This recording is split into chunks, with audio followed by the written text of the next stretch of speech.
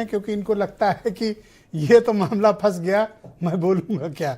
बहुत शुक्रिया दीपक जी। तो बताइए कि बिहार के इस चुनाव परिणाम के बाद कांग्रेस पार्टी के बारे में आप पुनर्मूल्यांकन के लिए तैयार हैं उत्तर प्रदेश में? देखिए ब्रजेश जी, इवैल्यूएशन।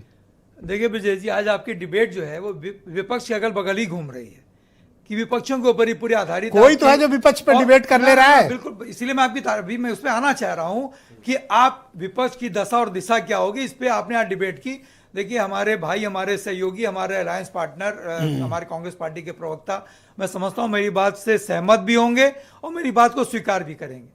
और मैं चाहता हूं आज आपकी डिबेट के माध्यम से मैं चिल्ला करके कहना चाहता हूं कि हमारे नेता आदरणीय अखिलेश यादव जी को इंडिया ब्लॉक की कमान दे देनी चाहिए। इंडिया ब्लॉक की कमान हमारे राष्ट्रीय अध्यक्ष अखिलेश यादव जी को दे देनी चाहिए। इनके संबंध देखिए, माननीय राष्ट्रीय अध्यक्ष जी के संबंध ममता दीदी से भी वैसे ही अच्छे हैं, उनके हेमंत सोरेन साहब से भी अच्छे हैं, अरविंद केजरीवाल साहब से भी अच्छे हैं, शरद पवार साहब से भी अच्छे हैं, आप जगमोहन रेड्डी साहब से भी उनके संबंध बहुत अच्छे हैं।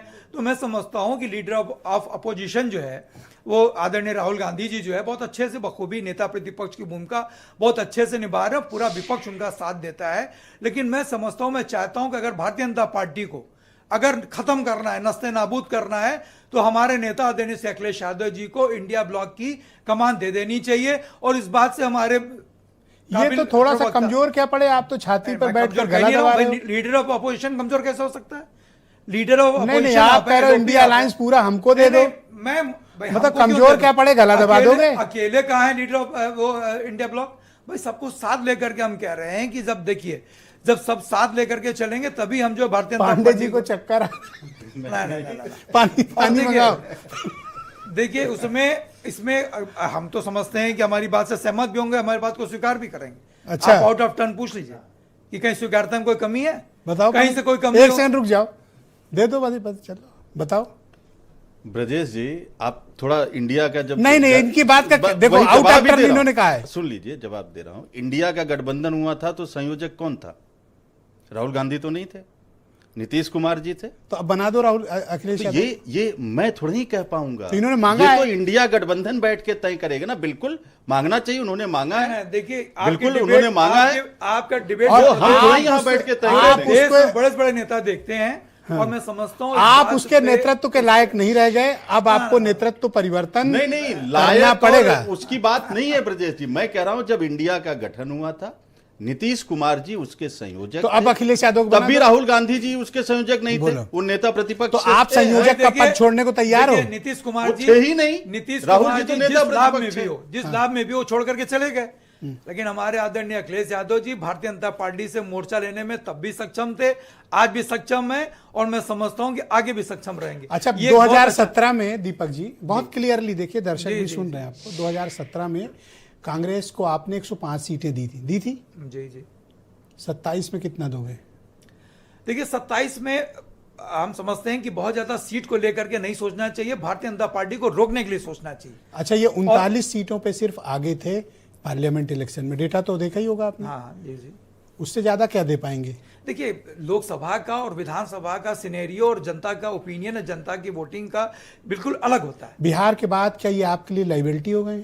नहीं, लाइबिलिटी हमारे लिए कभी नहीं, तब भी एसेट थे, आज भी एसेट है। लेकिन हमारी बात को अगर स्वीकार कर लेंगे तो आगे भारतीय जनता पार्टी को रोकने में इंडिया ब्लॉक जो है, यानी आप सीटें दे सकते हैं, लेकिन कंडीशन ये है कि आपके नेता को अलायंस का लीडर बना दिया जाए। अनकंडीशनल सीटें देंगे, लेकिन सीटें जो दें उस पे इनको भी चीजें माननी चाहिए, इनको भी चीजें समझनी चाहिए, क्योंकि हमको खुद 100 सीटें दे पाओगे कि अब उसमें ये बहुत ज्यादा है? देखिए वो तो मेरा अधिकारी नहीं कि हम कितनी सीटें दे पाए, कितनी, वो तो खुद से इनको बता देना चाहिए कि अगर भारतीय जनता पार्टी को रोकना है तो हम त्याग करने के लिए तैयार हैं। हमने हरियाणा में त्याग किया, हमने बिहार में त्याग किया, हमें लग रहा था कि बिहार में त्याग की बारी किसकी है? किसकी?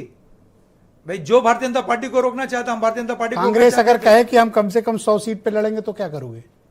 तो मैंने कहा ना कि त्याग, भाई हमने दो स्टेट में, बड़े बड़े स्टेट में त्याग किया, थोड़ा बहुत त्याग। लेकिन कांग्रेस जिसके साथ अलायंस में जा रही है वो पार्टनर को नुकसान हो रहा है। आप बिहार उदाहरण देख लो। देखिए नफा नुकसान, समाजवादी पार्टी का सिर्फ एक लक्ष्य है, एक मोटो है, भारतीय जनता पार्टी को रोकना, इनके कुशासन से उत्तर प्रदेश की देवतुल्य जनता को निजात दिलाना। देवतुल्य जनता को निजात दिलाना, उत्तर प्रदेश की देवतुल्य जनता सब भैया देवतुल्य बना दियो।